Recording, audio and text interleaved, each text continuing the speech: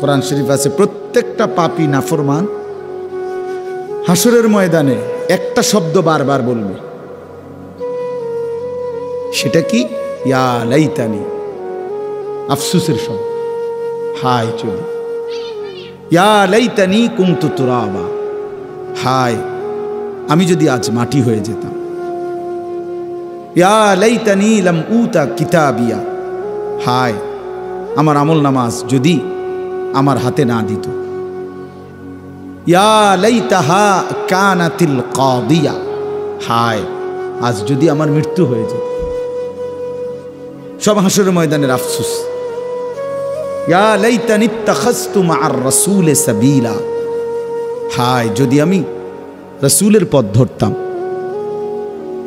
ইয়া লাইতানি লাম আত্তাখিজ ফুলানান খলিলা, হায় আমি যদি ওই অসৎ মন্দ লোককে বন্ধু না বানাইতাম। ইয়া লাইতানি লাম উশরিক বিরব্বি আহাদা, হায় আমি যদি আল্লাহর সাথে শিরিক না করতাম। ইয়া লাইতানি কুনতু মা'আহুম ফাআফুজা ফাওজান আযীমা, হায় আমি যদি আল্লাহর প্রিয় বান্দাদের সঙ্গী হতাম তাহলে আজ আমিও সফল হতাম। ইয়া লাইতানা আতা'না আল্লাহ ওয়া আতা'না আর-রাসূলা, হায় আমি যদি আল্লাহ এবং রাসূলের আনুগত্য করতাম। এসব কোরআনের আয়াত। ইয়া লাইতানি কদ্দামতু লি হায়াতি, হায় আমি যদি দুনিয়ায় থাকতে আজ এই আখিরাতের জন্য কিছু নেকি পাঠাইতাম। এই দেখছুনি ভাই, সবগুলো কি কোরআনের, সবগুলো কোরআন। অর্থাৎ এটাই তার আফসোসের শব্দ। তাহলে বোঝা গেল প্রত্যেকটা গুনাহ, পাপ, আল্লাহর নাফরমানি আজ কিংবা কাল, দুনিয়া আখিরাত দুই জায়গাতেই আফসোস আনবেই আনবে, আনবেই আনবে। প্রতিটা গুনার শেষ মাথায় আফসোস আছে, হতাশা আছে।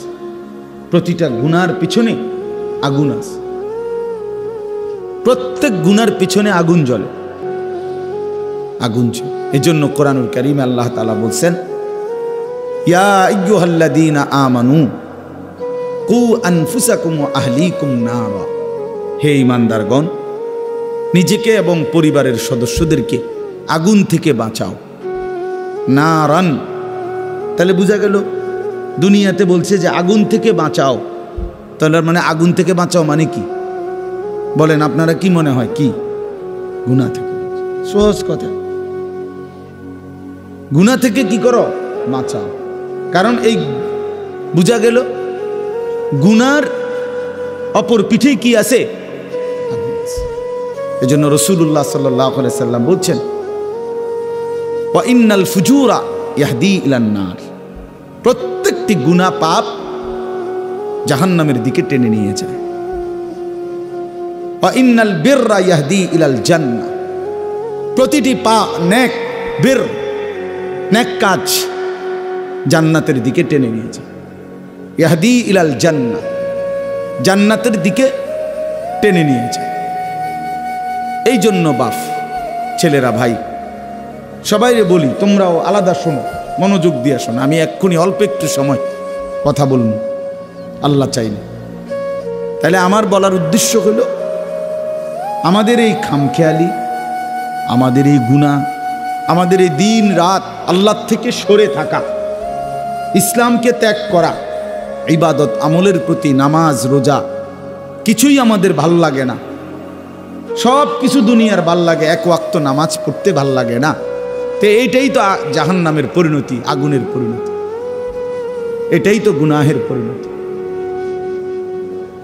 তো এই জন্য বললাম বাপ, আফসুস আনবেই আনবে, আমারও আপনার আনবে। কোরআন শরীফে আছে, আরে হাদিসে আছে, আল্লাহর নবী সাল্লাল্লাহু আলাইহি ওয়াসাল্লাম বলছেন, আল্লাহর নেক বান্দারা যখন জান্নাতে যাবে, জান্নাতে কোনো দুঃখ নাই, আফসুস নাই, কোনো রকমের সামান্য কোনো বিরক্তি, ক্লান্তি কিচ্ছু নাই।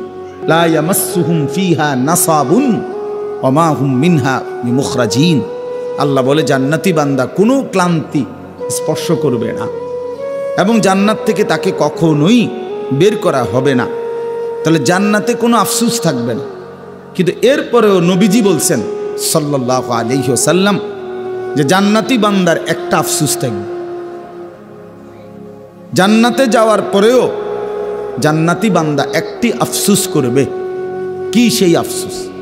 আফসোস করবে, হায় দুনিয়ায় যেই সময়গুলো আল্লাহর জিকির, আল্লাহর স্মরণ, আল্লাহর ইবাদতে কাটাই নাই, ওই সময়গুলোর জন্য আফসোস করবে। সেই সময়গুলো যদি আল্লাহর ইবাদতে কাটাইতাম তাহলে আজকে আমার জান্নাত আরো উঁচা হইত, আরো উপরে উঠতে পারত। এই আফসোস, সময়ের অপচয়, এটার জন্য জান্নাতে গিয়েও কি হবে? হায়াতের অপচয়, জীবনের অপচয়। এটা সাংঘাতিক ব্যাপার। হাসরের ময়দানে বান্দার প্রতি আল্লাহর প্রথম প্রশ্ন, আন উমরিহি ফিমা আফনাহু, বান্দা বলো আমার দেওয়া হায়াত কোথায় শেষ করেছে? এই প্রথম প্রশ্ন।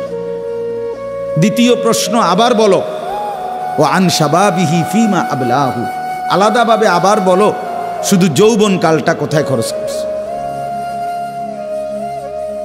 একবার বলবে পুরা হায়াত, সেটা কোথায় শেষ করেছ। আবার বলবে যে পৃথকভাবে আবার বলো যে প্রাপ্তবয়স্ক বালেগ হওয়ার পর থেকে 40 বছর 45 বছর পর্যন্ত এই যে যৌবন কাল, এইটা কোথায় ব্যয় করছে। তার মানে কিসের প্রশ্ন? হায়াতের। এই সময় কোথায় শেষ করছিলা বান্দা, এটা বলো, এটা বলো।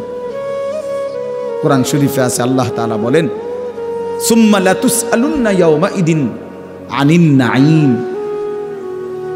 আল্লাহ তাআলা প্রত্যেককে আল্লাহর দেওয়া প্রতিটি নিয়ামত সম্পর্কে অবশ্যই অবশ্যই জিজ্ঞেস করবেন, জিজ্ঞেস করবেন। লাতুসআলুন্না আরবি ভাষায় লামে তাকিদ বা নুনে তাকিদের সিগা, মানে অবশ্যই অবশ্যই জিজ্ঞেস করবে। ফাওয়ারাব্বিকা লানাসআলান্নাহুম আজমাইন। আল্লাহ বলেন কসম বান্দা, আমি আমার কসম করছি। আল্লাহ নিজের কসম করে বলছে। আল্লাহ বলেন আমি আমার নিজের কসম করে বললাম তোমাদের সকলকেই আমি আল্লাহ জিজ্ঞেস করব। ফাওয়ারাব্বিকা লানাসআলান্নাহুম আজমাইন আম্মা কানু ইয়ামালুন। যা কিছু তুমি জীবনে করেছিলে আমি জিজ্ঞেস করব। ওয়াকিফুহুম ইন্নাহুম মাসউলুন। কোরআন শরীফে আছে আল্লাহ ফেরেশতাদেরকে হাসরের ময়দানে বলবে আমার প্রতিটি বান্দাকে দাঁড় করাও, এখন তাদেরকে একজন একজন করে জিজ্ঞেস করা হবে। প্রিয় বন্ধু আমার, এটা মনে রাখার বিষয়, আমাকেও আপনাকেও জিজ্ঞেস করা হবে। হায়াতের এই সময়গুলো, রাত দিন,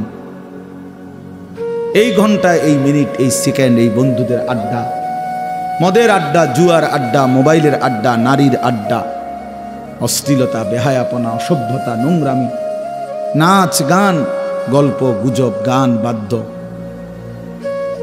এই মিনিট, এই সেকেন্ড, এই সময় আল্লাহর কাছে জবাব দিতে হবে, জবাব দিতে হবে। হাসতে হাসতে ছেলেরা নামাজ পড়ে না, শুধু শুধু কোনো কারণে শরীর, স্বাস্থ্য, চোখ, নাক, কান, হাত, পাও, হাঁটু, কোমর, কনুই,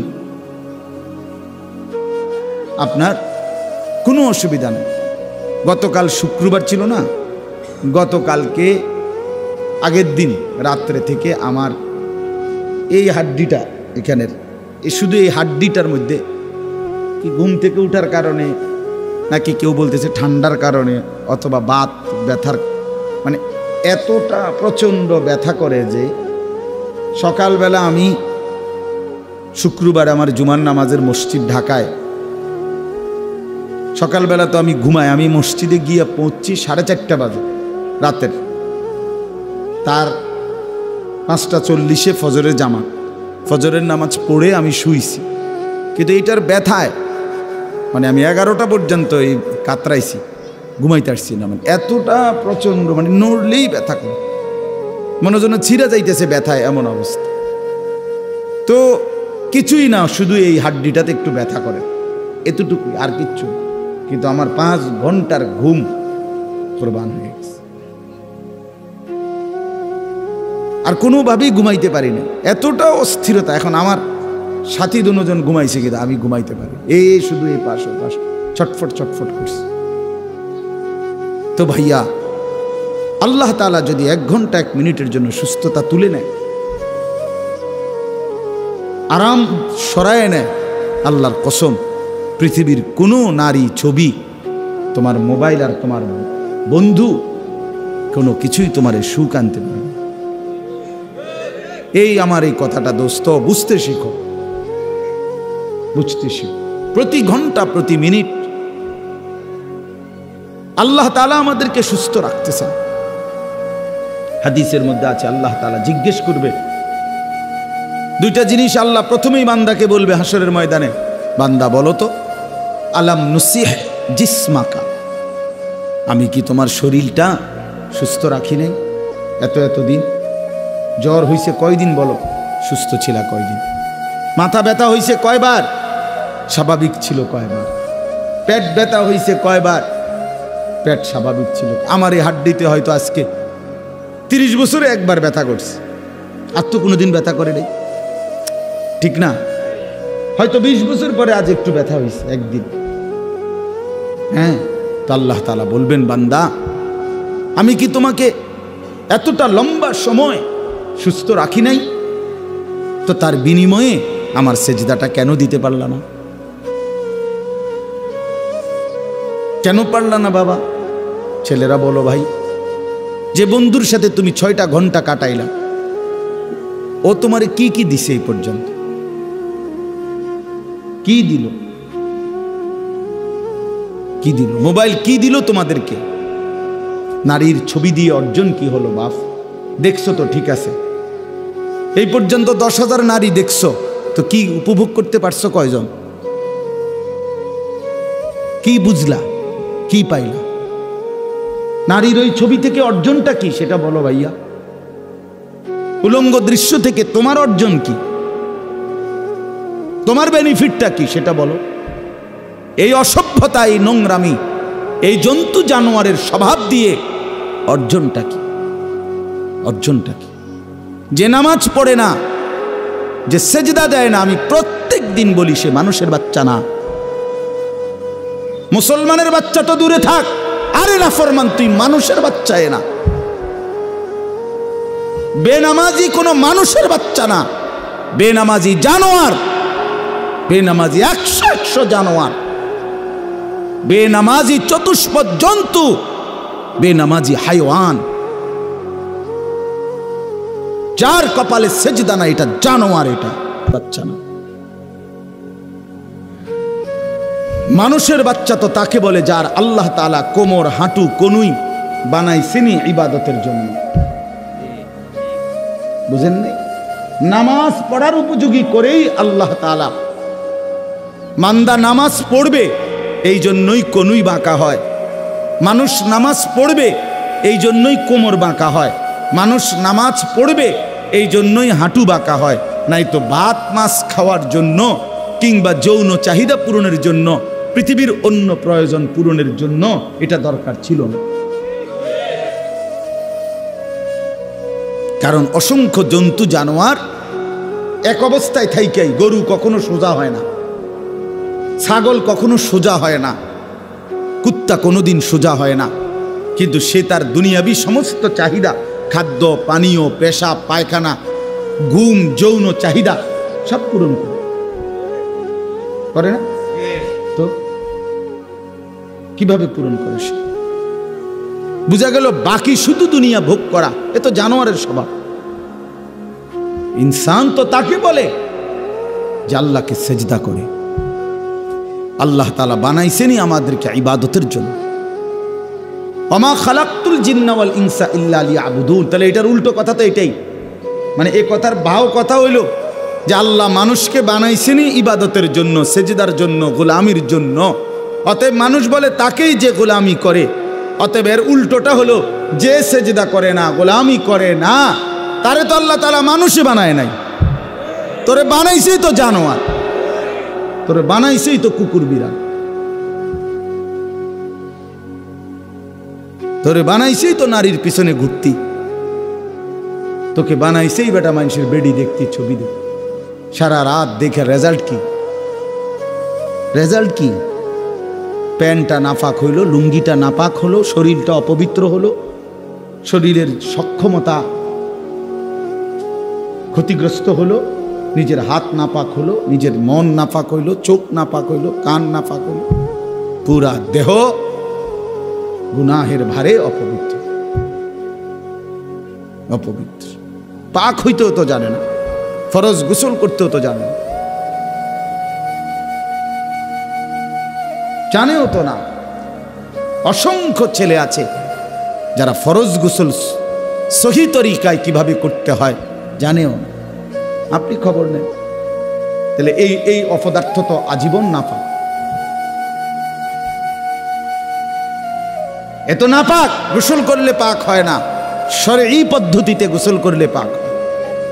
ইসলাম যেভাবে বলছে ওইভাবে গোসল করলে পাক হয়।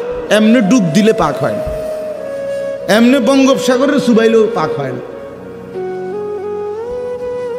শরীয়ত সম্মত পদ্ধতিতে গোসল করতে হয়, ইসলাম নির্ধারিত পদ্ধতি বলছে।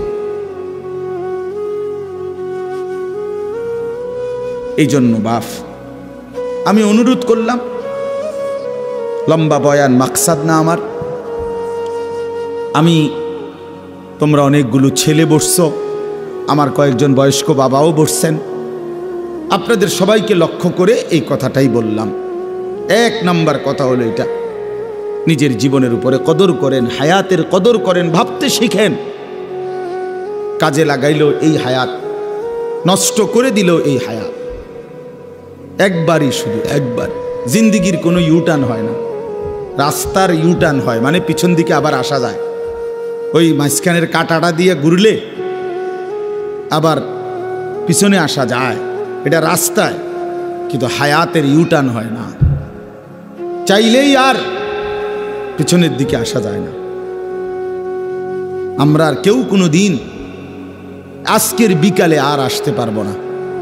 আজকে যে শনিবার যে এখন যে বিকালটা গেল, সেখানে কি আর আমরা ফিরতে পারবো কোনো দিন? এই জন্য বাবা আমি আবারও বলছি, আল্লাহর কথা বললে, কোরআনের কথা বললে, হালাল হারামের কথা বললে, তোমারে গুনার কথা বললে যদি তোমার হাসি আসে, মনে করো কিছুই মনে হয় না তোমার বিবেকে, তুমি প্রতিবন্ধী মনে রেখো। তুমি মূলত পাগল, মাতাল, তোমার মাথায় ডিস্টার্ব। সত্যি কথা, মানুষ বুদ্ধিবৃত্তিকভাবে কিছু প্রতিবন্ধিতা আছে এমন যেটা বোঝা যায় না, যেটা কেউ অনেকে বুঝেও না যে সে যে প্রতিবন্ধী। সব প্রতিবন্ধী একরকম না। বুদ্ধি প্রতিবন্ধী আর শ্রবণ প্রতিবন্ধী এক কথা না। কথার কথা, একজনে কানে শোনে না, সে একটা প্রতিবন্ধী। আরেকজন হলো সে একজন আকলে তেমন কিছু ধরে না, স্বাভাবিক সব চলতেছে, তো এইটা একরকম না। আল্লাহ তাআলা কোরআনুল কারীমের জন্য বলছেন, পাপী নাফরমানদের ব্যাপারে, প্রত্যেক নাফরমান পাপীর ব্যাপারে কোরআন শরীফে বহু আয়াত আছে। আল্লাহ তাআলা একটা কথা ঘুরে ঘুরে বলছে, ওয়া আকসারুহুম লা ইয়াকিলুন, ওয়া আকসারুহুম লা ইয়াকিলুন, ওয়া আকসারুহুম লা ইয়াফকাহুন, ওয়া আকসারুহুম লা ইয়ালামুন। আল্লাহ বলছে নাফরমান অধিকাংশই তারা কিছুই বোঝে না, কিছুই জানে না, কিছুই তাদের আকলে ধরে না। তো কোরআন শরীফের শব্দ লা ইয়াকিলুন, আকল নাই, আকলে ধরে না। লা ইয়াফকাহুন, কিছুই বোঝে না। লা ইয়ালামুন, কিছুই জানে না, কিছুই জানে না। গুনাহ মানুষকে নিস্তব্ধ করে দেয়, গুনাহ মানুষকে অপদার্থ বানিয়ে দেয়, গুনাহ মানুষকে প্রতিবন্ধী বানিয়ে দেয়। একটা পর্যায়ে নাফরমান বেঈমান, আল্লাহ তাআলা কোরআনে বলছে, আল্লাহর অবাধ্যতা, কুফর, শিরিক, গুনাহ একদিন মানুষটাকে কেমন বানায় যে এমন হয়ে যায় যে তার দিল থাকে কিছুই বোঝে না, কান থাকে কিছুই শুনে না, চোখ থাকে কিছুই দেখে না। লাহুম কুলুবুল লা ইয়াফকাহুনা বিহা ওয়া লাহুম আযানুল লা ইয়াসমাউনা বিহা ওয়া লাহুম আ'য়ুনুল লা ইউবসিরুনা বিহা। আর এভাবেই আল্লাহ ডাইরেক্ট বলছে, উলাইকা কাল আনআম, এটা আর কিছু নয়, শুধুই জানোয়ার।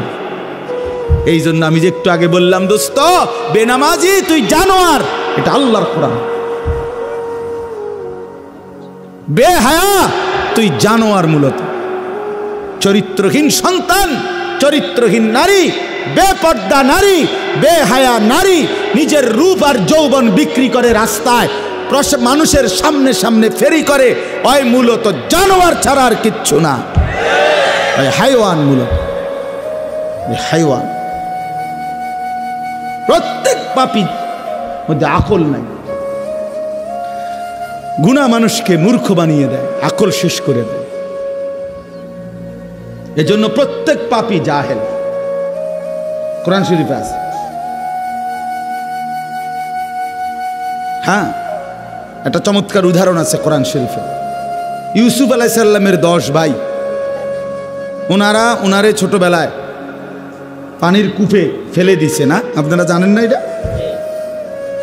তো এরপরে তো কত ঘটনা, কত কিছু হইল না। ইউসুফ আলাইহিস সালামকে আল্লাহ উঠাইলেন, উনি মিশরে গেলেন, জুলাইখার বাড়িতে ছিলেন, জুলাইখা অবৈধ প্রস্তাব দিছেন, উনি উনার শতভাগ চরিত্র হেফাজত করছেন। একটা পর্যায়ে জেলখানায় গেছেন, জেলখানার থেকে বের হইছেন, বের হওয়ার পরে মিশরের অর্থমন্ত্রী হইছেন। এরপরে মিশরে এবং আশেপাশে চতুর্দিকে দুর্ভিক্ষ লাগছে। দুর্ভিক্ষ লাগার পরে উনি বিনা অল্প মূল্যে খাদ্য বিক্রি করতেন ইউসুফ আলাইহিস সালাম মিশরের অর্থ মন্ত্রণালয় থেকে।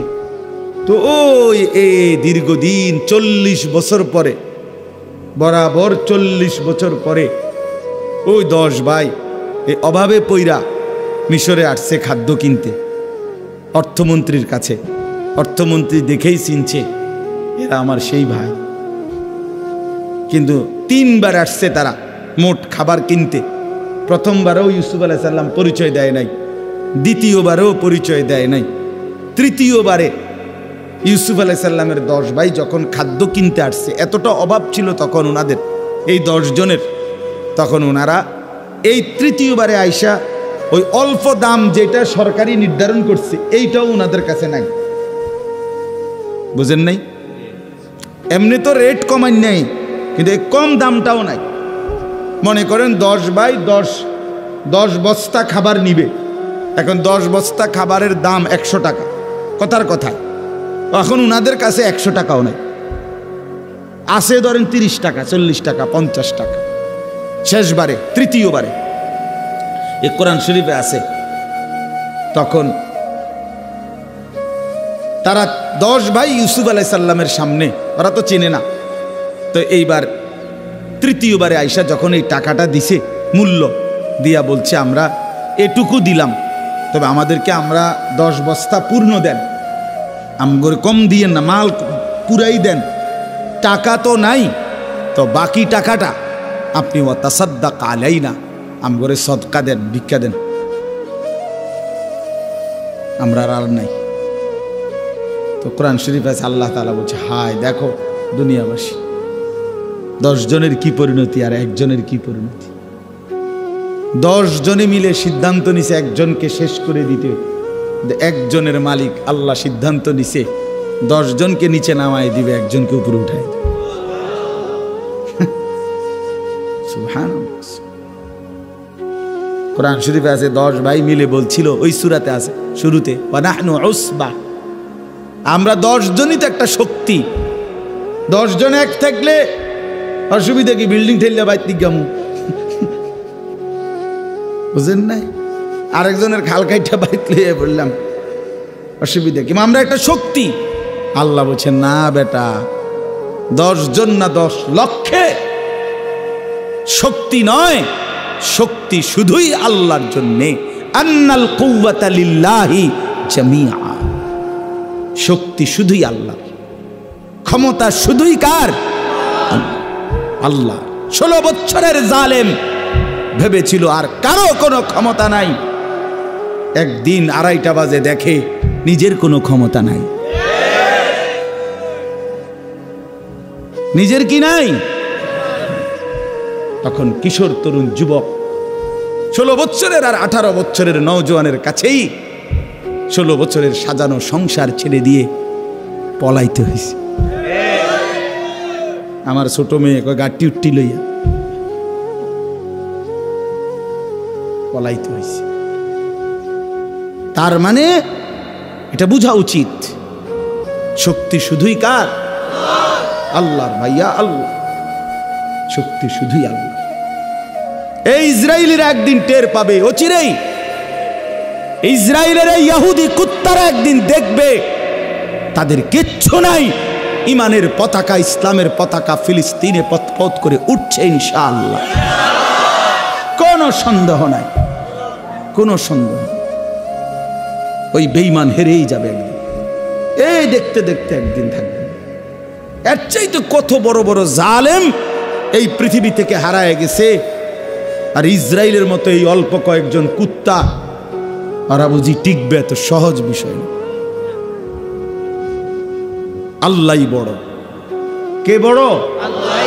হ্যাঁ, আল্লাহু আকবার, আল্লাহু আকবার। আল্লাহই বড়, আল্লাহই বড়। ওয়ালা যিকরুল্লাহি আকবার। আল্লাহ বলেন আল্লাহর স্মরণ এটাই বড়। আল্লাহই বড়, আল্লাহই বড়, আল্লাহই বড়। ছেলেরা নষ্ট হইও না, মুসলমানের বাচ্চা, তোমাদেরকে বলি, এই অল্প সময়ের মধ্যে দেখবা হক আর বাতিলের যুদ্ধ দেখবা, ইসলাম আর কুফরের যুদ্ধ দেখবা, ইমানদার আর বেঈমানের লড়াই দেখবা।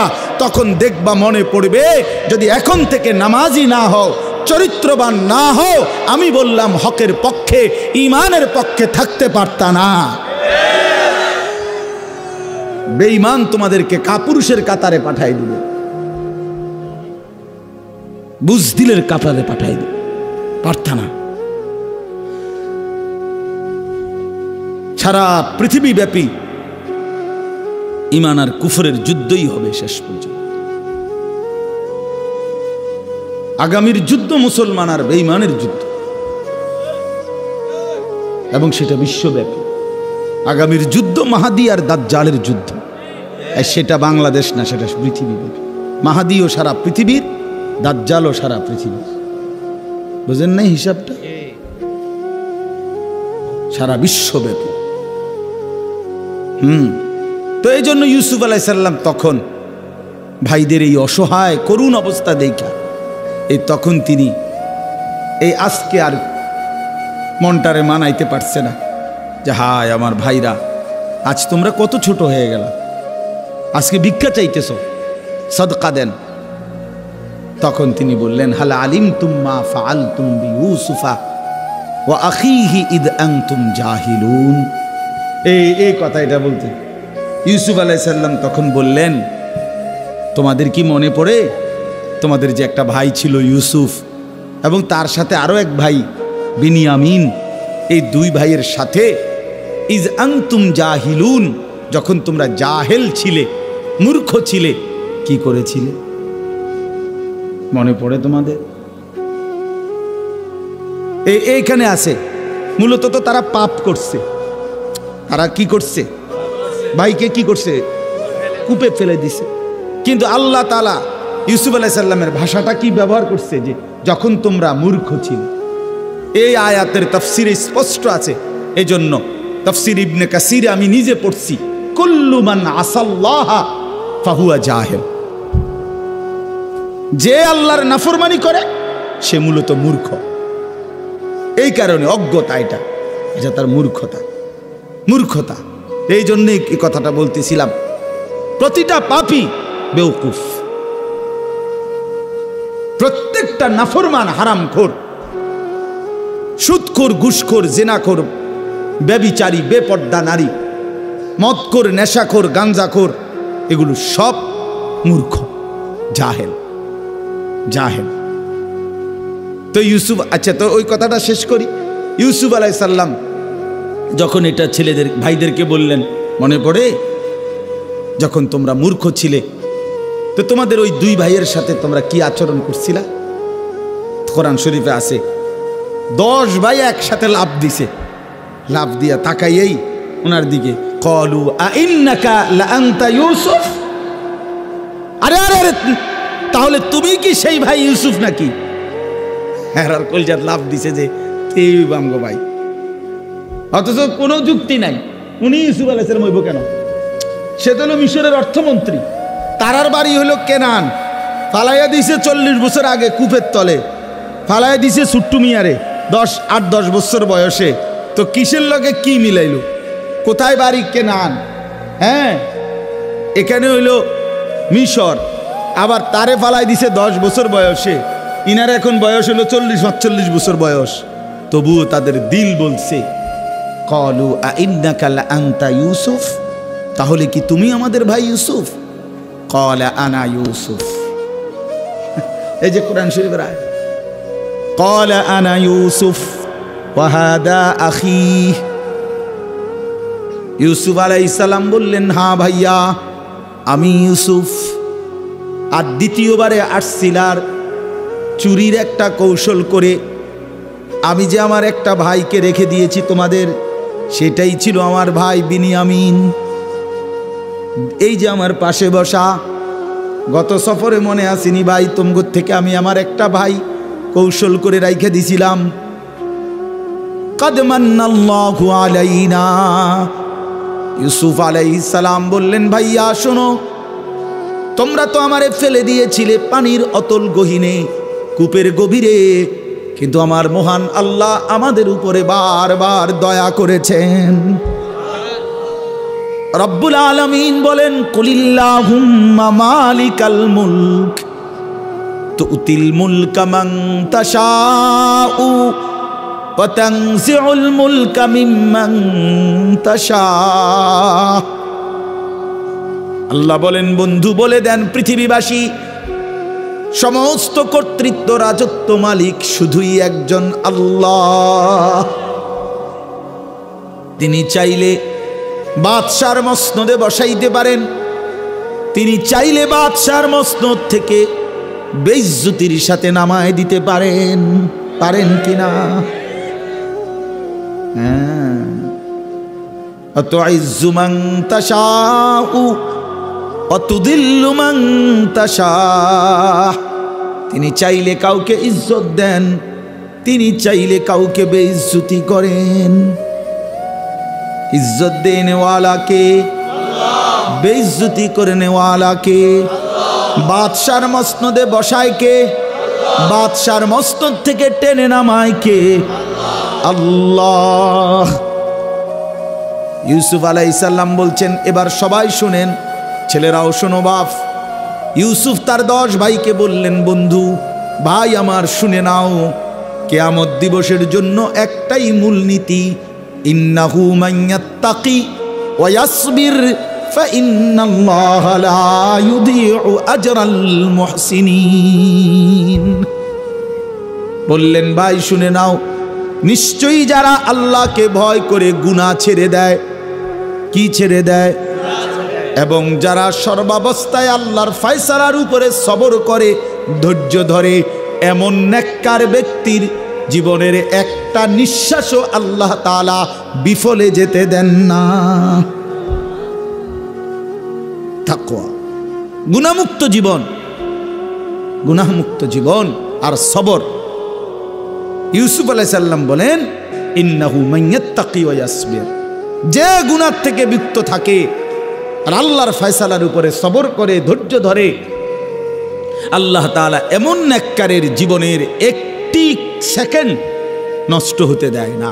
আল্লাহ তখন তাকে গুনাহ থেকে বেঁচে থাকলে, এবং আল্লাহর ফয়সালা, আমারে কখনো আল্লাহ খুব খাওয়াইছে, আলহামদুলিল্লাহ, এই বেলা খানা মেলে নাই, আলহামদুলিল্লাহ, আজকে কামাই হয়েছে 10,000, আলহামদুলিল্লাহ, আজকে কামাই হয় নাই 10 টাকাও, আলহামদুলিল্লাহ। হর হালাতে আল্লাহর উপরে সবর করে, ধৈর্য ধরে আর গুনাহ থেকে বিরত থাকে, আল্লাহ বলেন আমি তার কোনো কিছুই বিফলে দেই না। আমার এমন বান্দা, প্রিয় বান্দা, সে হাসলেও নেকি, কাঁদলেও নেকি, হাঁটলেও নেকি, বসলেও নেকি, উঠলেও নেকি, দাঁড়াইলেও নেকি, ঘুমাইলেও নেকি। ইন্নাল্লাহা লা ইউযিউ আজরাল মুহসিনিন ইন্না কাযালিকা নাজজিল মুহসিনিন। আল্লাহ তাআলা বলেন, নেককার বান্দাকে আমি এভাবেই জান্নাতের শ্রেষ্ঠতম বিনিময় দেব। আল্লাহ আমাদেরকে বুঝ দান করেন, বুঝ দান করেন। চলেন বাবা, তাইলে আমি ছেলেদেরকে বুঝাইতে চেষ্টা করলাম, বাবাদেরকে, পর্দার আড়ালের মাদেরকে। অর্থ হলো এই, গুনাহ থেকে মুক্ত এটাই জীবন, আল্লাহর নাফরমানি থেকে বেঁচে থাকা এটাই মানুষ, এটাই মূলত কি মানুষ, এটাই মানুষ, এটাই মানুষ। এজন্য যার যে জীবনে নামাজ নাই, যার জীবনে আল্লাহর হুকুমের পাবন্দি নাই, আল্লাহকে যার ভয় করে না, যে আল্লাহর কথা যার মনে পড়ে না, তো তার জিন্দিগির আর কোনো অর্থ থাকে না। আমি 3টা আয়াত পড়ছি সূরা মুলক, কোরআনুল কারীমের 29 নম্বর পারা, 67 নম্বর সূরা, সূরা মুলকের। এবার এই 3টা আয়াতের তর্জমা শুনেন, তাইলেই কথা শেষ। আল্লাহ তাআলা বলেন, ইন্নাল্লাযীনা ইয়াখশাউনা রাব্বাহুম বিল গায়ব, নিশ্চয়ই যারা আল্লাহকে ভয় করে, বিল গায়বে, না দেখে। কিভাবে ভয় করে? এখানে 2 অর্থ। এক, আল্লাহকে ভয় করে, আর আল্লাহর বলা অদৃশ্য যেই বিষয়গুলো সেগুলোকে ভয় করে। অর্থাৎ আল্লাহ তাআলা কোরআন এবং সুন্নায়, আল্লাহ এবং রাসূল কবরের কথা বলছে, হাসরের ময়দানের কথা বলছে, আমলনামা আমাদের হাতে দিবে এটা বলছে, মিজানের পাল্লায় ওজন হবে এটা বলছে, ফুলসিরাত পার হইতে হবে এটা বলছে, কবরে আযাব হয় এটা বলছে, জান্নাত দিবে অথবা জাহান্নাম দিবে এটা বলছে। এর কোনোটাই আমরা দেখি নাই, ঠিক কি না বলে? আমরা কবরের আযাব তাও দেখি নাই, আমরা হাসরের মাঠ তাও দেখি নাই, আমরা ফুলসিরাতও দেখি নাই, জান্নাত জাহান্নামও কি করি নাই। কিন্তু আল্লাহকে বিশ্বাস করি বলে, আল্লাহকে ভয় করি বলে এগুলোও মানি, এগুলোও আমরা কি করি? মানি, এগুলোও মানি। কবর, হাসর, ঠিক আছে ভাই, এটা তাকানো দরকার। তো কবর, হাসর, মিজান, ফুলসিরাত, জান্নাত জাহান্নাম, এগুলোকে যে ভয় করে সেই আল্লাহকে ভয় করে।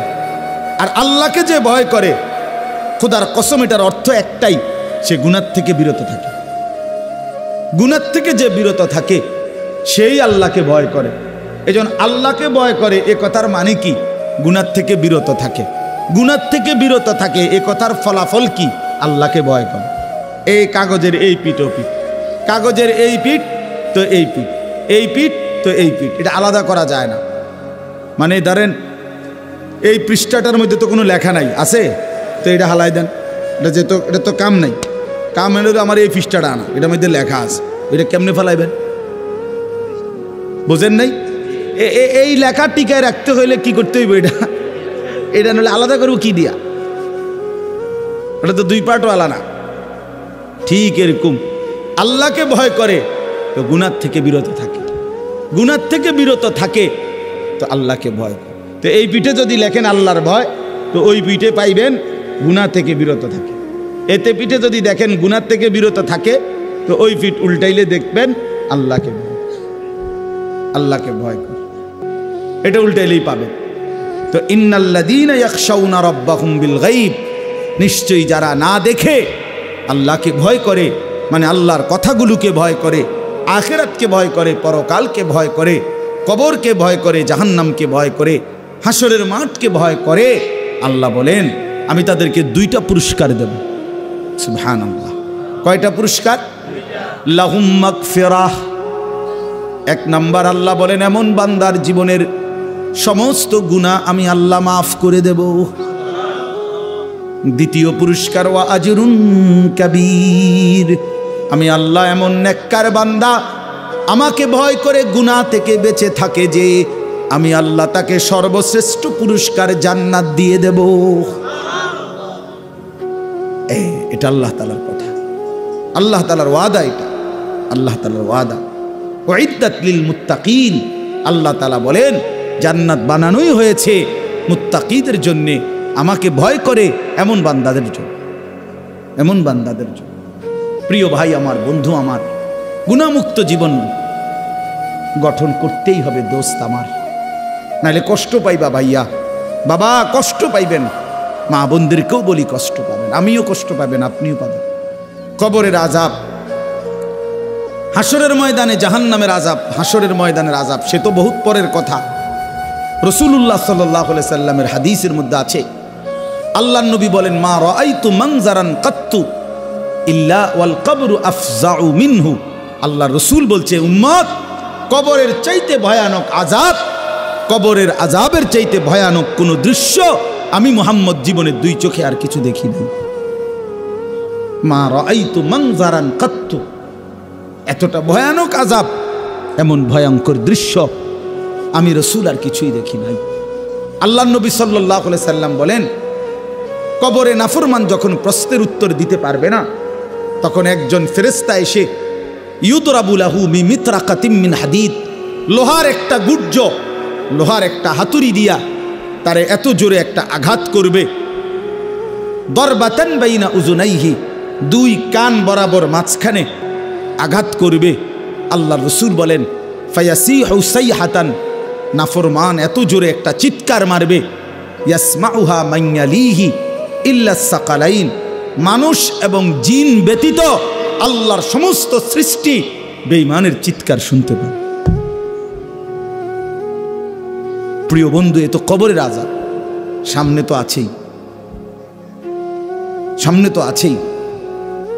আল্লাহর নবী সাল্লাল্লাহু আলাইহি সাল্লাম বলেন, নাফরমান যখন কবরে প্রশ্নের জবাব দিতে পারবে না, তখন কবর তাকে একটা চাপ দিবে, সংকীর্ণ হয়ে যাবে কবর। এই চাপ দিলে ডান পাশের মাটি বাম দিকে চলে আসবে, বাম দিকের মাটি ডান দিকে চলে আসবে। আল্লাহর কসম বন্ধু, আমি 1 মিনিট দেখাই। আল্লাহ রাসূল সাল্লাল্লাহু আলাইহি সাল্লাম বলছে, এতে করে তার ডান পাশের হাড্ডি পাঁজর ভাঙ্গা বাম পাশের পাঁজরের হাড্ডিতে ঢুকে যাবে, বাম পাশের গুলো ডান পাশে ঢুকে যাবে। কেমন? তো নবীজি উদাহরণ দিছে, হাত্তা তাখতালিফা আদলাউহু, এই যে আঙ্গুল, এই যে এটা যেরকম একটা আরেকটার মধ্যে এরকম ঢুকে গেছে, আল্লাহর কসম নবী বলছে হাড্ডি পাঁজরের এ পাশের গুলো এই পাশে এভাবে ঢুকে যাবে। তামসা করো না, তামসা করো না। মানুষের বেডি সাউন আর মোবাইল আর একটা মোটরসাইকেল চালান আর চুলের এমনি একটু পরপর ফিরাউন, এটা ছাগলামি ছাড়া আর কিচ্ছু না। এটা কোনো জীবন না ভাইয়া, বাদ কতটি খাওনার হইতে লাউন, এটা কোনো জীবন না। জীবন অনেক সুন্দর, হায়াত অনেক দামি, হায়াত অনেক দামি। হ্যাঁ, নিজের কল্যাণ, মানুষের কল্যাণ, নিজের আখেরাত, মানুষের দুনিয়া সুন্দর করা, এই সবটার মধ্যে অনেক তৃপ্তি আছে। গুনার মধ্যে তেমন কোনো তৃপ্তি নেই, অপরাধবোধ কাজ করে। যে যত বড় গুনাই করুক, তার ভিতরে কিছুটা হলেও লজ্জিত অনুভূতি থাকে, যে কেউ যদি জানে, কেউ যদি দেখে, কেউ যদি বোঝে, তাহলে তো গুনাহ মানুষকে স্বস্তি দেয় না, লোনা জলে তৃষ্ণা মেটে না। মানে যে পানি লবণাক্ত, ওই প্রাণীতে কি হয় না, এ ঠিক বুজুর্গানে দিন বলে, লোনা জলে যেমন তৃষ্ণা মেটে না, গুনায় সেরকম তৃপ্তি আসে না। তুমি 1 কোটি নারীও দেখলে তোমার তৃপ্তি হবে না। একজন পবিত্র স্বামী স্ত্রী, তারা হালাল স্বামী স্ত্রী যে পরিমাণ তৃপ্ত হয়, তুমি পৃথিবীর সব নারী উলঙ্গ করে দেখলেও সেই তৃপ্তি হবে। আমি বুঝার জন্য খোলামেলা বললাম। তুমি অপেক্ষা করো যুবক, তুমি অপেক্ষা করো, নষ্ট হইও না। এই পৃথিবীতে স্বামী স্ত্রী, নারী পুরুষের এই পবিত্র বন্ধন দিয়েই পৃথিবী এই পর্যন্ত আসছে, আল্লাহর ইচ্ছা। স্বামী স্ত্রীর বন্ধনের মাধ্যমেই মানুষের এই ধারাবাহিকতা। তো কাজেই এমন একটা নারী, এমন একটা স্ত্রী হালাল অপেক্ষা করলে অচিরেই মিলে যাবে, আল্লাহর পক্ষ থেকেই মিলে যাবে। যাকে আল্লাহ পুরুষ বানিয়েছেন, তার জন্য আল্লাহ তাআলা বৈধ স্ত্রীও সৃষ্টি করেছেন, এটা কোরআন শরীফে আল্লাহ বলছেন। কাজে এইটার জন্য নিজেই এই অল্প বয়সে কুত্তার মতো হয়ে যাওয়া, শুয়োরের মতো হয়ে যাওয়া, জানোয়ারের মতো হয়ে যাওয়া, এটা সুস্থ স্বাভাবিক কাজ নয়। কেন তুমি কুত্তার মতো পাগল হয়ে গেলা? পৃথিবীর সব নারী দিয়া তুমি করবা কি? কি করবা? নর্তকী দিয়ে তুমি করবা কি? অশ্লীল নারী দিয়ে তুমি করবা কি? যার নিজের কোনো চরিত্র নাই, যে বেপর্দা বেহায়া, যেই গায়িকা, যেই নায়িকা, যেই নর্তকী, যেই বেশরম নারী নিজের নিজের কোনো ইজ্জত নাই, যার কাছে নিজের কোনো পর্দা নাই, নিজের কদর নাই, সে তোমারে সুখ দিবে কিভাবে? আল্লাহ আমাদেরকে বুঝার তৌফিক দান করে। আল্লাহ তাআলা বলেন, ওয়া আসিররু কাওলাকুম আবিজাহরু বিহি ইন্নাহু আলিমুম বিজাতিস সুদূর। আমাদেরকে সতর্ক করছে আল্লাহ, বলছে বান্দা আমার থেকে বাঁচাবার জন্য, গুনাহকে আড়াল করবার জন্য তুমি যত কৌশলী অবলম্বন করো না কেন, আমি সব জানি। তুমি যদি জোরে কথা বলো, আমি এটা যেমন শুনতে পাই, একদম আস্তে বললে ইয়ারফোন লাগাইয়া কইলেও আমি শুনি। ইন্নাহু আলিমুম বিদাতিস সুদূর, তোমার অন্তরের ভিতরে যেই জল্পনা কল্পনা আমি তাও জানি। তাহলে আমি আল্লাহর থেকে আড়াল করবা কেন? ওয়া আসিররু কাওলাকুম, তোমাদের কথাগুলো যদি আস্তেও হয়, আবিজাহরু বিহি, তোমাদের কথাগুলো যদি উঁচু আওয়াজেও হয়, ইন্নাহু আলিমুন, নিশ্চয় আল্লাহই সব জানেন, বিদাতিস সুদূর, অন্তরের জল্পনা কল্পনা সহ। তাহলে আল্লাহর থেকে আড়াল করার সুযোগ কি? সর্বশেষ আল্লাহ বলেন, আলা ইয়ালামু মান খালাক ওয়া হুয়াল লতীফুল খাবীর। আল্লাহ তাআলা বলে, বান্দা আমার একটা যুক্তি শুনো তো। আল্লাহ একটা যুক্তি দিছে আমাদেরকে, আলা ইয়ালামু মান খালাক। আচ্ছা বলো তো বান্দা, যিনি সৃষ্টি করেছেন তিনি জানবে না কি বানাইছেন, কি করতেছে? মানে এটা যেই কোম্পানি বানাইছে, এটা কোনান দিয়ে কথা কয়, কোনান দিয়ে আওয়াজ বাইর হয়, এটা কোম্পানি জানে না, জানেও আলগা মানুষে। কথা বলেন না কেন? কোম্পানি বানানোওয়ালা কোম্পানি তো অধিক জানে এটার ব্যবহার বিধি। তা আল্লাহ তাআলা বলেন, আমি বানাইলাম, আমি জানতাম না তুমি এটা কি কর, তুমি এটা ভাবলা কেমনে বেউকুফ?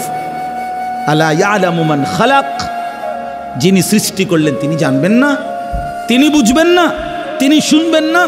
ওয়া হুয়াল লতীফুল খাবীর।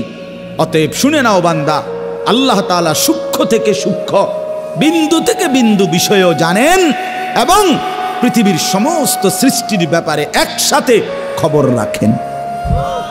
রাখেন কিনা বলেন? আল্লাহ থেকে আড়াল করার কোনো সুযোগ, কোনো সিস্টেম নাই। যিনি বানাইছেন তিনিই জানেন, কি বানাইছেন, কি করছে সব জানেন। এজন্য আল্লাহ তাআলা বলেন, আলাম ইয়ালাম বিআন্নাল্লাহা ইয়ারা। বান্দা মনে রেখো, আমি কিন্তু সারাক্ষণ তোমাকে দেখি। কতক্ষণ?